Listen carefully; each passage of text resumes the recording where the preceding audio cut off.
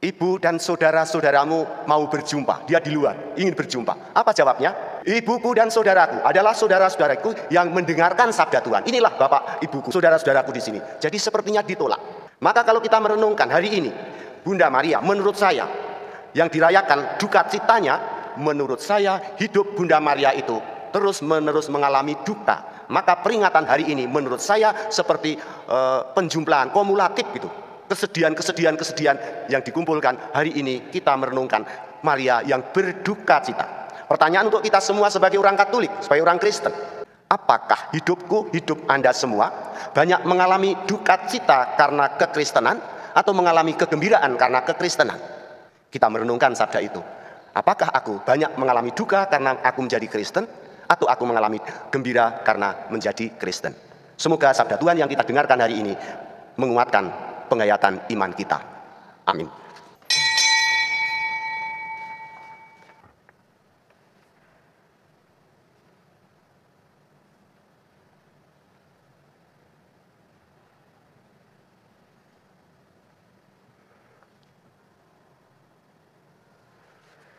Dalam nama Bapa dan Putera dan Roh Kudus.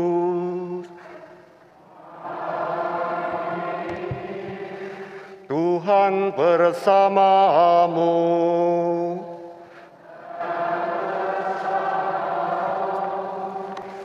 Bapak, Ibu, dan saudara-saudari yang terkasih, selamat sore. Kita bergembira karena sore hari ini kita disatukan dalam gereja ini untuk mengikuti perayaan Ekaristi Kudus. Tadi sudah diantar, hari ini adalah peringatan Maria berduka cita.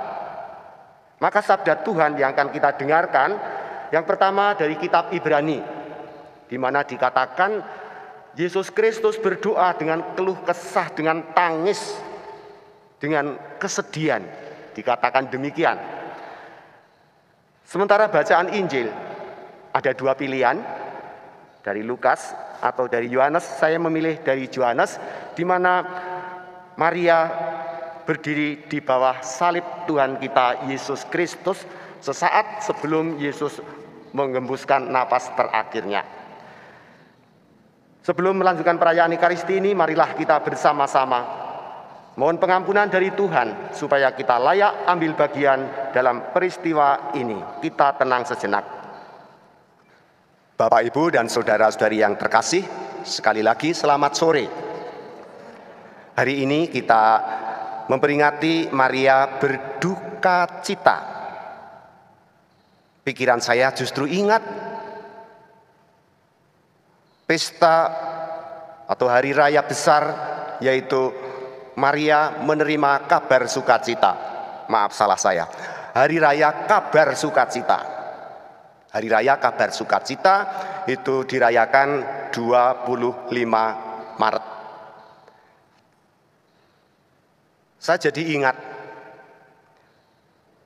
Maria menerima kabar dari malaikat, gereja mengatakan hari raya kabar sukacita. Padahal waktu itu menurut saya ini bukan kabar sukacita tetapi kabar kesedihan. Karena seorang gadis dikatakan engkau akan mengandung. Tafsiran saya, dia adalah sedih. Maka bimbang juga. Tetapi gereja meyakini bahwa itu menjadi kabar gembira. Tadi sebelum mulai perayaan Ekaristi, kita mendoakan, menderaskan malaikat Tuhan. Benar tadi didoakan. Tapi pernah saya mendengar seorang frater, kebetulan dulu di Pematang Siantar, ada frater mengatakan demikian dalam doanya. Maria menerima kabar sukacita dari malaikat Tuhan, maka ia mengandung. Saya lalu bertanya, ini sebenarnya kabar gembira atau kabar duka? Menurut saya adalah kabar duka, bukan kabar gembira. Walaupun gereja meyakini itu sebagai kabar sukacita. Hari ini kita mengenangkan, merayakan Maria berduka cita. Kalau sekarang pas, Maria berdiri di bawah salib, memandang putranya tergantung di kayu salib. Dia pasti sedih. Kalau kita sejenak melihat perjalanan Maria, Kapan Bunda Maria merasa gembira? Adakah dalam kitab suci yang mengatakan Maria bersukacita? Saya belum menemukan.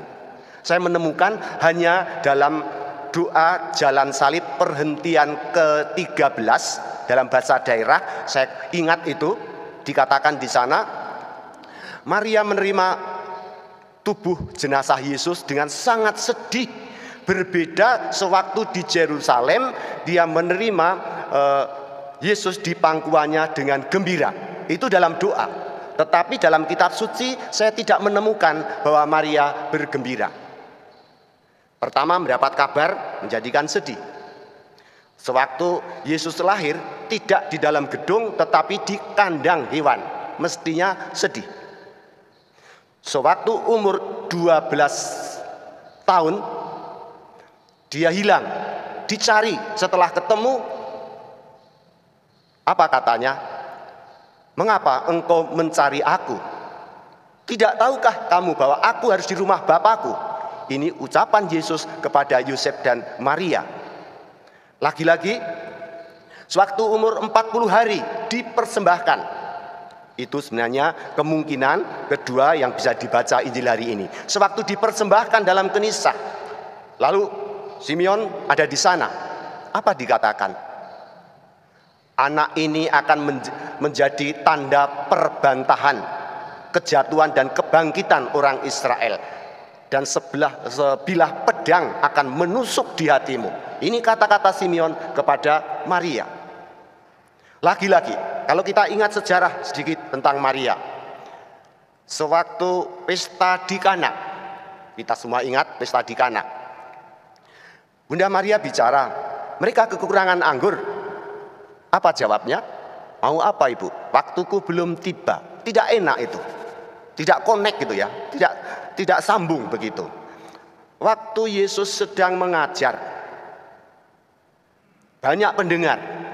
Maria ada di luar. Lalu ada berita, ibu dan saudara-saudaramu mau berjumpa. Dia di luar, ingin berjumpa. Apa jawabnya? Ibuku dan saudaraku adalah saudara-saudaraku yang mendengarkan sabda Tuhan. Inilah bapak ibuku, saudara-saudaraku di sini. Jadi sepertinya ditolak. Maka kalau kita merenungkan hari ini, Bunda Maria menurut saya yang dirayakan duka citanya, menurut saya hidup Bunda Maria itu terus-menerus mengalami duka. Maka peringatan hari ini menurut saya seperti penjumlahan kumulatif gitu. Kesedihan yang dikumpulkan hari ini kita merenungkan Maria yang berduka cita. Pertanyaan untuk kita semua sebagai orang Katolik, sebagai orang Kristen. Apakah hidup Anda semua banyak mengalami duka cita karena kekristenan atau mengalami kegembiraan karena kekristenan? Kita merenungkan sabda itu. Apakah aku banyak mengalami duka karena aku menjadi Kristen? Atau aku mengalami gembira karena menjadi Kristen. Semoga sabda Tuhan yang kita dengarkan hari ini menguatkan penghayatan iman kita. Amin. Marilah mewartakan misteri iman kita. Setiap kali kami makan roti ini dan minum dari piala ini, wafat-Mu Tuhan kami wartakan hingga Engkau datang. Bergembiralah bila kamu menderita bersama Kristus, supaya kamu ikut bersukacita bila Ia menyatakan kemuliaannya. Bapak, Ibu, dan saudara-saudari yang terkasih, marilah kita mengakhiri perayaan Ekaristi ini dengan mohon berkat Tuhan. Tuhan bersamamu dan bersama rohmu. Semoga kita semua yang ambil bagian dalam perayaan Ekaristi Kudus ini dan orang-orang yang kita cintai, orang-orang yang kita doakan, selalu ada dalam naungan berkat Allah yang Maha Kuasa, Bapa dan Putra dan Roh Kudus. Amin. Dengan demikian perayaan Ekaristi sudah selesai. Syukur kepada Allah. Marilah pergi, kita semua diutus untuk mewartakan cinta kasih Tuhan. Amin.